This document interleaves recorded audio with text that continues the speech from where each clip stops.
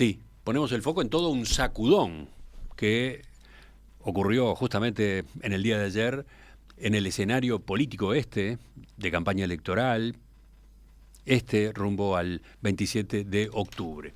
Un grupo de académicos vinculados a la izquierda, que se presentó como Frente Amplistas por el no al plebiscito de la seguridad social, hizo su aparición pública.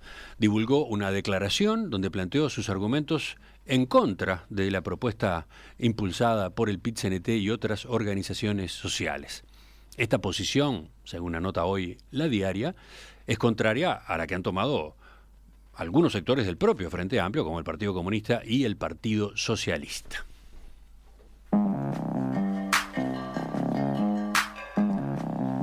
Sí, ahí está muy en síntesis lo que se dio ayer, lo que implicó la difusión de esta nota en el día de ayer. Pero vamos a sacarle un poco de punta, Romina. Empecemos por recordar cómo está plantado el Frente Amplio con respecto al plebiscito donde se va a decidir sobre la reforma constitucional que impulsa el PIT-CNT. Bueno, recordemos eso, sí, en línea con lo que ya había resuelto durante lo que fue el proceso de recolección de firmas, el Frente Amplio había dejado en libertad de acción a los sectores. Tengo acá la resolución, recordemos el 5 de agosto, el Frente Amplio fue por ese camino, reafirmó la libertad de acción, reconociendo que tiene posturas distintas en torno a este tema y procurando... dice el texto, lograr transitar en unidad. De todos modos, se hacía alguna aclaración con respecto al tono, ¿no? A cómo debían expresarse las posiciones de aquí a el día de la votación. Sí, hacía un reconocimiento explícito a que quienes estaban a favor podían ensobrar la papeleta, porque ese era un punto que quedaba por resolver, y allí hacía esta puntualización. Señalaba, al mismo tiempo es imprescindible que a la hora de defender públicamente las legítimas posiciones de que las y los frente amplistas sostendremos sobre el plebiscito en el marco de la libertad de acción, evitemos la atribución de intenciones que pongan a compañeras y compañeros de la fuerza política o a las organizaciones sociales en contraposición a los principios y valores que enmarcan nuestro proyecto político. Ahí lo que quería evitar básicamente era rispideces, ¿no? Y sobre todo... que se argumentara de la forma menos hiriente posible, digamos, a la otra parte, ¿verdad? Sí, cuidar la unidad. La unidad. ¿No? El famoso concepto, cuidar la unidad. Discrepancia, posiciones diferentes, pero no poner en juego la unidad, sobre todo cuando se está rumbo a las elecciones. Unas elecciones en las que el Frente Amplio tiene posibilidades ciertas de triunfo, ¿no? Entonces, eso fue lo que se resolvió. ¿Qué hubo después? Bueno, la decisión de Carolina Cose, ¿no? Carolina Cose, a partir de esta resolución, llegó a su pronunciamiento, el que se estaba esperando. Recuerden que antes de las internas simplemente había dicho que estaba a favor de firmar, que firmaba por la recolección de apoyos para que la consulta ocurriera. Bueno, ahora terminó pronunciándose en contra del fondo del asunto. De modo que terminamos teniendo a la fórmula presidencial, Orsi, que ya se había pronunciado, y Carolina Cose en la postura negativa a la reforma del PIT-CNT. Ahora, falta saber de qué manera van a pronunciarse en los discursos, de qué manera la fórmula va a incidir con sus declaraciones, ¿no? Qué va a señalar en los actos públicos en esta materia. Todavía todo sí, eso por ahora es un tema que aparece cuando ¿no? le preguntan, Exacto. ¿verdad? Bien. No se está así como poniendo el énfasis en los discursos que hacen. Entonces, bueno, ocurrió algo significativo. Toda la fórmula en contra. Los partidos, los sectores que están en contra, venían teniendo una actitud, diría, cautelosa, ¿no? Sí. Sí, también. Sus dirigentes cada tanto manifestaban su rechazo, pero no había una cosa organizada, no había una campaña dentro del frente en contra. Tampoco había, obviamente, una campaña a favor. Venía la cosa bastante ordenada, entre comillas, desde el punto de vista de la interna, ¿no? Es que eso era lo que en principio esperaban cuando se hizo la resolución, que incluso es bastante amplia, genérica, ¿verdad? Porque estimaban que no se iban a dar mayores cortocircuitos. Bueno, en ese escenario, así más o menos definido, viene a producirse esta sorpresa, que probablemente no estaba en los cálculos de nadie, ¿no?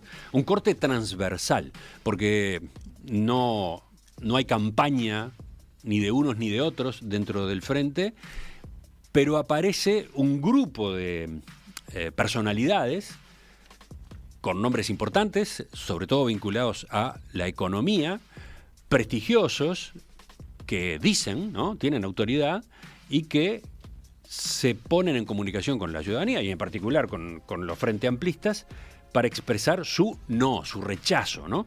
Así se definen frente amplistas por el no al plebiscito de la seguridad social.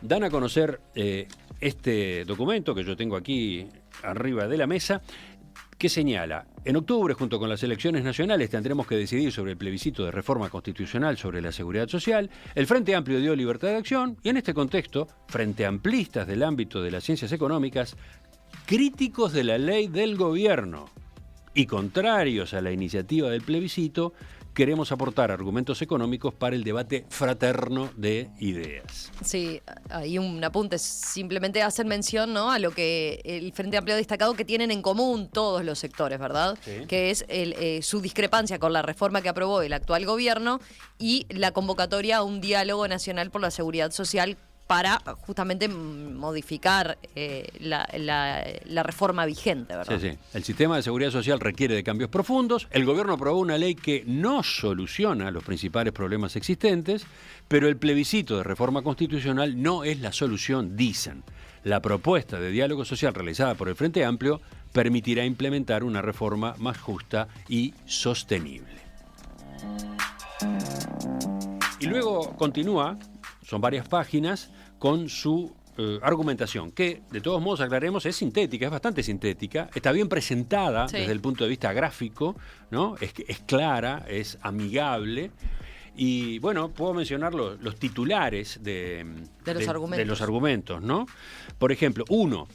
El plebiscito no consigue cumplir con su objetivo de poder jubilarse a los 60 años. La mayoría de los trabajadores seguirán sin alcanzar su jubilación a los 60 años, sobre todo los de menores ingresos, especialmente las mujeres, porque tendrán falta de años de aportes. 2. El plebiscito termina castigando a las y los trabajadores de menores ingresos por su efecto sobre el salario mínimo nacional y no logra cumplir con la promesa de mejorar a futuro las pasividades mínimas. 3. El plebiscito prohíbe el ahorro individual y promete pasividades cuyo pago no se va a poder sostener en el futuro. 4. El plebiscito tiene impactos negativos inmediatos y compromete seriamente la capacidad del Estado de destinar recursos a otras políticas prioritarias. 5. El plebiscito convierte en intocables los privilegios de la caja militar. Por supuesto que debajo de cada uno de esos titulares aparecen los fundamentos, ¿no? Aparecen las razones. Pero esta es, digamos, la estructura, este es el esqueleto del documento que se dio a conocer en el día de ayer. Recordemos la lista, ¿no? Son nombres pesados, decía yo. ¿Quiénes son los que están detrás de este documento? Bueno, para que los oyentes tengan una idea, menciono algunos. Voy por orden alfabético. Isabela Antonaccio, Alfredo Asti, Mario Vergara, Mijail Borchardt, Wanda Cabella, Fernando Caloia, Juan José Calvo, Germán de Agosto, Martín Di Barbure, Fernando Esponda, Adrián Fernández, Pablo Ferreri, Álvaro García, Bruno Gili, Fernando Isabela, Viviana Lancilota, Fernando Lorenzo, Andrés Masoller, Gabriela Mordecki, Gabriel Odone, Álvaro Ons, Gabriel Papa, Jimena Pardo, Lucía Pitaluga, Jorge Polgar, Graciela Romiti, Santiago Soto, Martín Valcorba y Juan Volker. Marqué algunos, ¿no? Marqué aquellos que quizás son más conocidos porque han estado en cargos públicos. Eso te iba a decir. Asociados a cargos en roles económicos, sobre todo, ¿no? Bueno, y otros son académicos, ¿no? Por ejemplo, los demógrafos, ¿no? Wanda Cabella o Juan José Calvo. Otros son columnistas de prensa, ¿no? Acababa de citar yo el caso de Fernando Esponda o en otros medios de comunicación Germán de Agosto, ¿no? Exacto. Es una lista que impacta, es una lista que tiene peso, es una lista que, viniendo por el costado, sin ser de un grupo político en particular, ni de ninguna corriente en particular,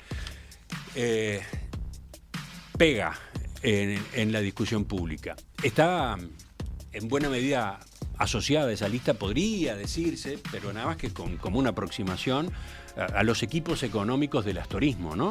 Bueno, si tienen un perfil de personas vinculadas, ¿no? con el astorismo, no necesariamente, pero por lo menos que afilian a esa línea de pensamiento económico, ¿no? En el final, el documento, aparte de las críticas a lo que incluye la reforma constitucional que impulsa el PIT-CNT, da a conocer una especie de punteo de por dónde iría una reforma de la seguridad social alternativa, ¿no? En la medida que, como quedó dicho, tampoco comparten la ley que se votó el año pasado, impulsada por este Poder Ejecutivo y la coalición de gobierno. Entonces dice esta hoja del documento: apoyamos la propuesta de diálogo social que el Frente Amplio resolvió por unanimidad para promover la aprobación de una nueva ley. Con ese objetivo se debería avanzar en los siguientes aspectos, dice, y aparecen 5 puntos. 5 puntos. Generar las condiciones para el acceso a la jubilación a los 60 años, habilitando, por ejemplo, la jubilación por modalidad de causal adelantada a edades inferiores a los 65. 2. Atender los problemas de acceso a las prestaciones con el objetivo de garantizar un piso de protección social básica en la vejez, permitiendo el acceso a una prestación básica para personas mayores que no configuren causal y no dispongan de altos ingresos o patrimonio.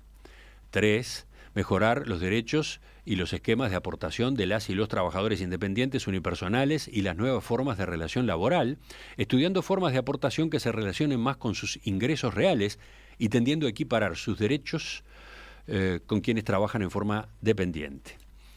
4. Fortalecer y potenciar un sistema multipilar con 3 componentes. 1. Solidario, no contributivo. 2. De reparto intergeneracional contributivo y de ahorro no lucrativo, transformando el funcionamiento actual del sistema de AFAP, asignando un rol central al Estado en su organización y supervisión, manteniendo una gestión profesional de las inversiones. Y 5. Revisar integralmente el sistema de financiación de la seguridad social con el objetivo de corregir las inequidades existentes propiciadas por las actuales normas y modernizar las formas de aportación, revisando exoneraciones y el bajo nivel de aporte patronal de algunos sectores. Evaluar formas de aportación alternativas al aporte patronal sobre los sueldos, atendiendo el desafío que implican las nuevas formas de producción y empleo sobre el financiamiento del sistema. En perspectiva, más que un programa, más que una radio. O sea, no, acá no está la reforma alternativa, pero hay un avance, digamos, ¿no? Hay una aproximación conceptual.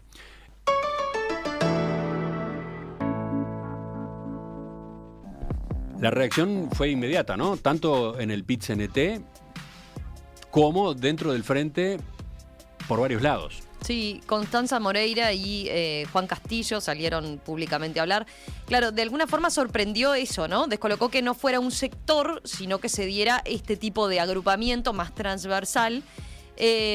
Y ahí se dio incluso algún debate en Twitter respecto a, bueno, decían quienes defendían esta posición de la campaña por el no, que en realidad, recordemos, no hay una papeleta por el no, pero gráficamente era fuerte.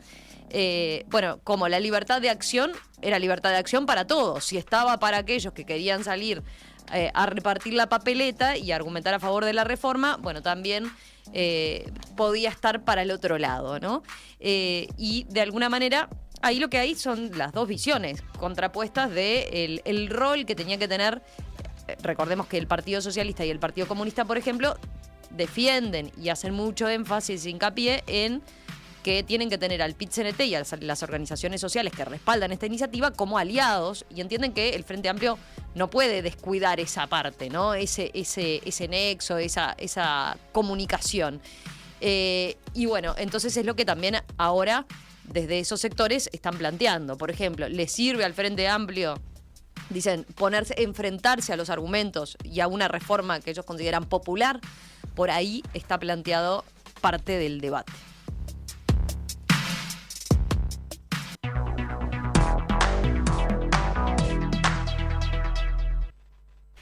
Preguntan algunos oyentes cómo se puede acceder al documento. Hay un sitio web, han abierto un sitio web donde van a volcar este y otros trabajos, otros datos, otros aportes. El sitio es frenteamplistas.no.ui.